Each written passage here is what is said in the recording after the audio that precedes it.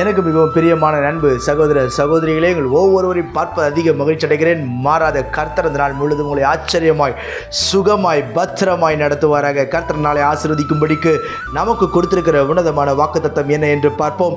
அவன் செய்கிற யாவையும் கர்த்தர் வாய்க்க பண்ணுகிறார். அவன் செய்கிற யாவையும் கர்த்தர் வாய்க்க பண்ணுகிறார் என்று கர்த்தருடைய வார்த்தை அழகாய் சொல்லுகிறது. பிரியமானவர்களே, இன்றைக்கு நீங்கள் செய்கிற காரியத்தை கர்த்தர் வாய்க்க பண்ண வேண்டும்.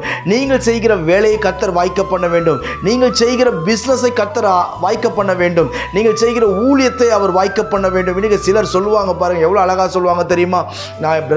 நான் ஒரு வேலையை துவங்கினா அது உருப்படியாகவே முடிக்க முடியல பிரதர். ஒரு வேலைக்கு போனால் தொடர்ந்து போக முடியல பிரதர். ஒரு காரியத்தை நாங்கள் கையிட்டு செய்தால் ஏகப்பட்ட தடை, ஏகப்பட்ட போராட்டம், எப்படி நாங்கள் மேற்கொள்வோம் என்று தெரியாமல் தத்தளிக்கிறோம் என்று சொல்லி நீங்கள் யோசித்துக் கொண்டிருக்கலாம். கர்த்தர் சொல்லுகிறார், அவர் வாய்க்க பண்ணுகிறவர். உன்னை தடுத்து நிறுத்துகிறவர் அல்ல, உன்னை தோற்கடிக்கிறவர் அல்ல, நீ உன்னை வெட்கப்பட விடுகிறவர் அல்ல, உன் தலையை உயர்த்துகிறவர். அது மாத்திரமல்ல, உன்னுடைய பிரயாசத்தை அவர் கனப்படுத்துகிறவர், உன்னுடைய ஓட்டத்தை கனப்படுத்துகிறவர், உன்னுடைய காத்திருப்பை கனப்படுத்துகிறவர், உன்னுடைய காத்திருந்து நீ செய்கிற ஜெபத்தை கனப்படுத்துகிறவர், உன் கண்ணீரை அவர் கனப்படுத்துகிறவர்.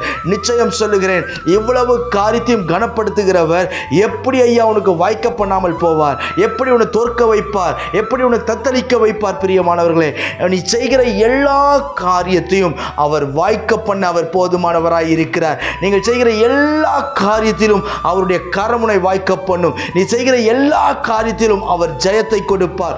எல்லா காரியத்திலும் அவர் சக்சஸை கொடுக்க அவர் போதுமானவராய் இருக்கிறார். எத்தனையோ முயற்சிகளை எடுத்து, எத்தனையோ முயற்சிகளை பார்த்து தோற்று நிற்கிறோம் பிரதர் என்று சொல்லி நீங்கள் யோசிக்கலாம்.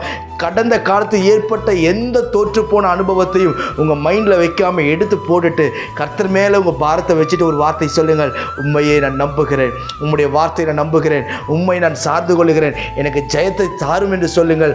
அவர் வாய்க்க பண்ணுவார். கர்த்தர் வாய்க்க பண்ண வேண்டும் என்று சொன்னால் நீங்களும் நானும் செய்ய வேண்டிய ஒரு காரியம், யார் வாய்க்க பண்ண முடியும்?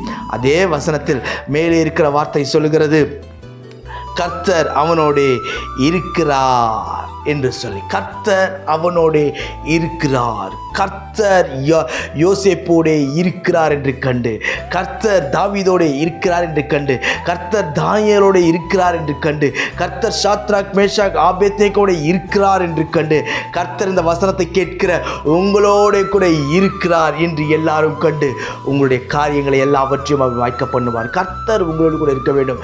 பாக்கியத்திலும் பெரிய பாக்கியம் என்ன தெரியுமா? வானத்தையும் பூமியும் உண்டாக்கின தெய்வம் நம்மோடு கூட இருப்பதுதான். அவர் உன்னோடு கூட இருப்பார். எல்லா காரியத்தையும் வாய்க்க பண்ணுவார். நீங்கள் ஒருபோது வெட்கப்பட்டு போவதில்லை. நான் உங்களுக்கு ஜெபிக்கட்டும். பரலோக பிதாவே, இந்த வார்த்தையெல்லாம் கேட்கிற நண்பு சகோதர சகோதரிகள் ஒவ்வொருவரையும் ஆசீர்வதியும், கனப்படுத்தி நிலைநிறுத்தும். பிள்ளைகள் விரும்புகிற காரியத்தை கரத்திலே கொடுத்த ஆசீர்வதியும். ஐயா, எத்தனை போராட்டங்கள், எத்தனை தடைகள், எத்தனை நெருக்கங்கள், எத்தனை அவமானங்கள் உடைய பிள்ளையுடைய வாழ்க்கையில் வந்தாலும் கடந்து போக என் கிருபை தாரும், ஜெயிக்க கிருபை தாரும், எழும்பி நிற்க கிருபை தாரும். தடைகளெல்லாம் நீக்குங்கப்பா, ஆச்சரியமாய் நடத்துங்க. உங்கள் நாமத்தை மாத்திரம் மகிமைப்படுத்தும். இயேசுவின் நாமத்தில் ஜெபிக்கிறேன் ஜீவனுள்ள பிதாவே. ஆமென், ஆமென், ஆமென். God bless you.